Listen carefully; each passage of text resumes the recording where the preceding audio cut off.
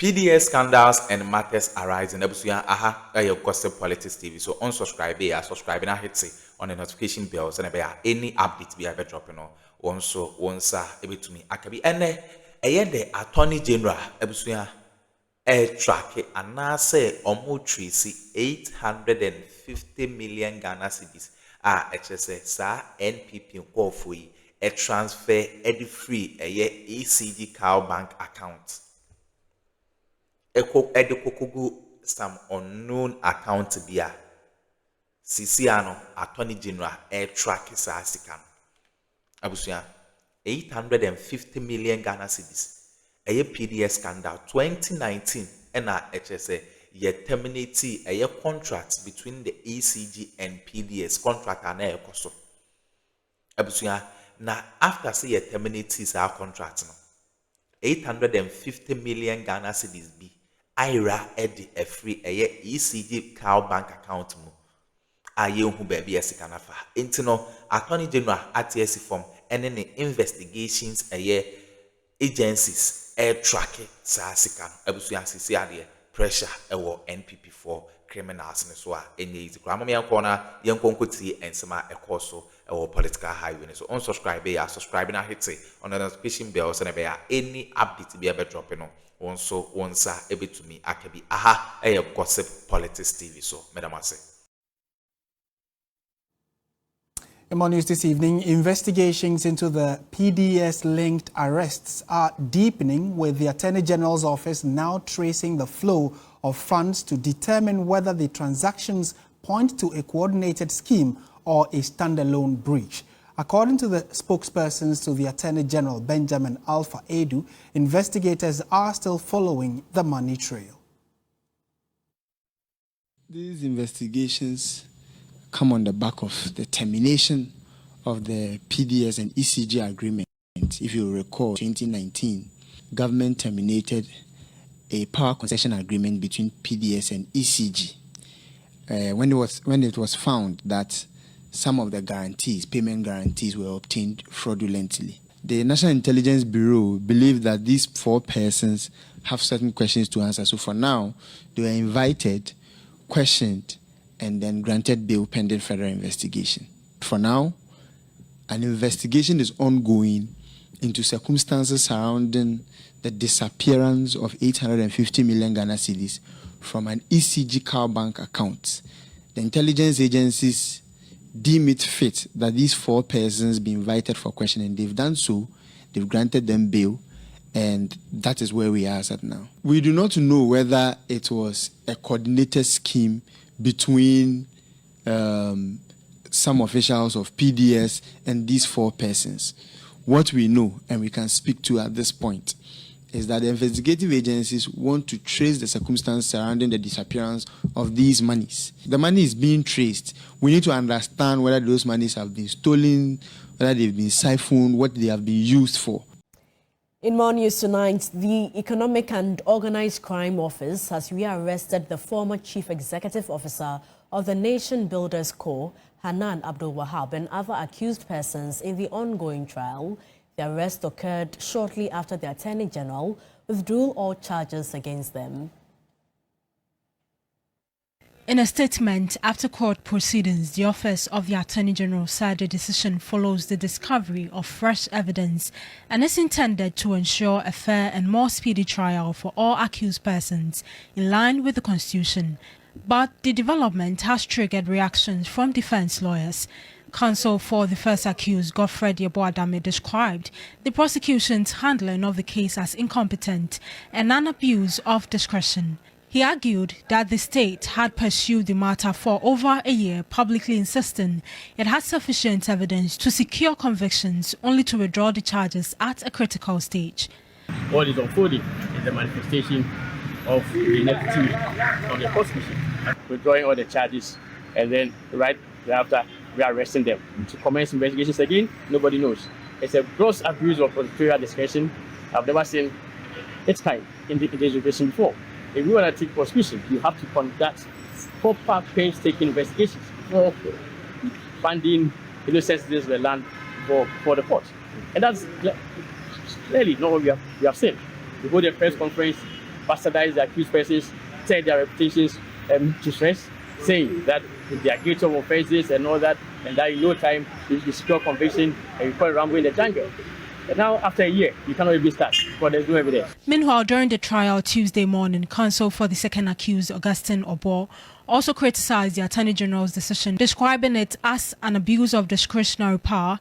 He noted that the prosecution had been pursued close to completion and questioned the timing of the withdrawal. He further warned that any attempt by the Attorney General to refile the case in another court or continue the prosecution in a different form would amount to an abuse of process. The case, the Republic versus Hanan Abdul-Wahab, Alodiba and 4 others, centers on allegations of financial impropriety during his tenure as CEO of NAFCO, National Food Buffer Stock Company. The prosecution had progressed for over a year, but recent proceedings saw key witnesses struck out, raising concerns about the strength of the case before the sudden withdrawal of charges and the subsequent rearrest of the accused persons by Yoko. Right, so let's go to this subject that, probably all of you having dinner by now might have a tomato or two in your soup or stew. Now, Ghana's tomato trade is at a turning point as supply disruptions in Burkina Faso force a decisive shift. Ghanaian traders are now preparing to reduce dependency on cross-border sourcing and rely on local harvest to stabilize price and supply. Ghana was shaken when Burkinabe authorities announced a ban on the export of tomatoes to neighboring countries. The move triggered a surge in prices of the commodity across local markets. Last month, the restriction was eased for Ghana, allowing traders to resume imports from the Sahelian country. However, supplies have since dwindled as the major crop season in Burkina Faso comes to an end. The few remaining tomatoes on farms are being destroyed by frequent downpours, worsening the shortage. Traders who source the commodity say they are now returning with empty crates. Because of the rainy season, few empty boxes na keba. If it were more, something like 120 pieces. 55 pieces. If it was shortage of the boxes, in my machine. This has significantly impacted prevailing market prices. It's a price no a cost. First, na keba form kakra by the same cost because of I say omo kwechire and a kofa. And ama eniama no eniano e wechire pint on baba no na eniama no aye condemn. At Agbogloshi in Accra, only a few tomato traders displayed their wares for sale. The majority were out of stock. At Accra Railways, the few available supplies are yet to be cleared. According to the traders, the last batch of Ghanaian buyers is currently in Burkina Faso to source what remains, after which trips there will cease. Because some come in Yansania, one penno. The patches are Ghana Jeneba, a Bamaya Hanye, trying petition near their commodore Conocrania easy, and to say a Wahase ya, a bois, a mat nebono so very fine. Meanwhile, indigenous tomato farmers in the Bunu region have begun harvesting their produce with expectations that local supply will peak by the end of the month. Traders are, however, calling on government to support farmers with high-yielding seed varieties to compete with Sahelian produce.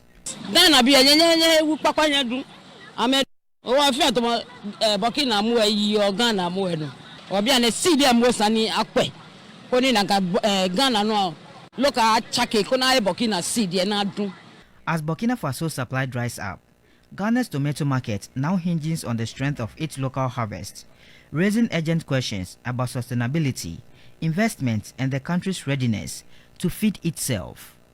Stanley Niblo, TV3 News, Accra. The government has successfully evacuated the Ghanaian national who was seen in a viral video being berated by some South African citizens. The move, according to government, is to reiterate the foreign ministry's commitment to protect the rights and lives of Ghanaians, irrespective of where they may be around the world. When news broke about the verbal attacks on Emmanuel Asamoah, the Ghanaian at the center of a xenophobic incident in South Africa, the state quickly moved and took steps to secure his safety. The victim was safely evacuated to Ghana after efforts were made to get him out of harm's way. The Foreign Ministry says no efforts will be spared in safeguarding Ghanaians. Government is very much conscious and strongly committed to protecting our nationals abroad. And so, on the instructions of the minister, he has been relocated to Ghana to ensure that he's in a safe space. I want to reiterate the point that has been made by the minister on behalf of government that the actions that has been undertaken by the South African nationals is one that is distressing for us, because as Africans, we know that this continent is committed to ensure that it's an open space, and we don't expect such treatment against African nationals. And so it was in that context that the minister spoke to his counterpart, summoned the acting High Commissioner for South Africa, and also indicated publicly government's great concern about the actions that have been undertaken.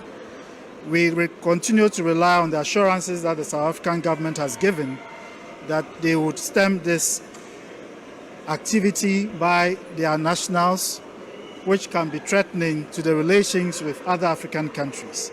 Ghana's High Commissioner to South Africa, Benjamin Kwashi, says due to the fluid nature of the xenophobic situation, a cautionary advice is issued regularly to Ghanaian nationals to be safe, as consular assistance is available to them as well. Coming back, they ensured, the South African authorities ensured that his passing through immigration and others was very safe. It was smooth. They indicated to us that they want to again apologize to him for what happened. It was rather an unfortunate circumstance. On a daily basis, we issue advisory notes to the Ghanaian community. This morning, we issued one to indicate a particular area that we know that there was going to be a demonstration. In fact, we are coordinating very well with the police council in South Africa. We also communicate with the mayors of the various provinces that these things happen. They give us their daily report, and it is based on these daily reports that we also issue that advisory note advising Ghanaians of where to be, where not to be, and then to also let them know that the situation is a bit fluid. We encourage them sometimes to not open their shops, not come out, ensuring very well that they stick to what we tell them so that we are able to contain any eventualities.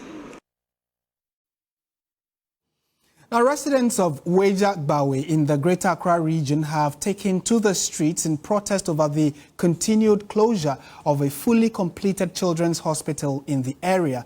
The facility, a 120-bed children's specialist hospital, has remained shut for nearly 2 years despite being fully equipped and ready for use.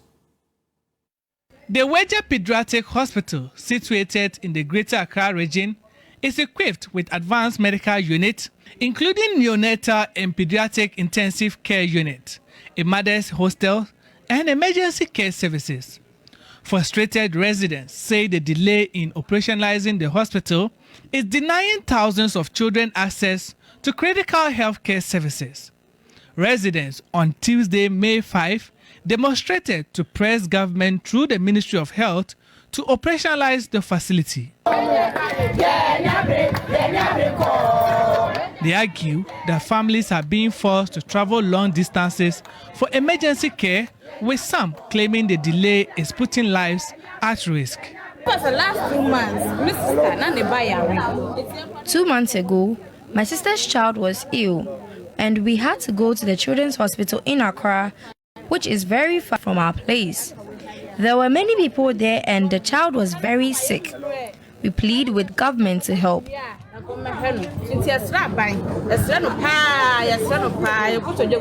Some protesters also expressed concern over lost employment opportunities, insisting that the unopened facility could absorb trained health practitioners who remain jobless while a fully furnished hospital sits idle. Everything we need is in the clinic, yet we have no idea why it is closed. We plead with the government to open it. The 120 specialized health facility, when operationalized, will be the largest children's hospital in Ghana. The demonstration adds to growing pressure on authorities to commission the project, with residents insisting that access to quality health care should not be delayed by political or administrative bottlenecks.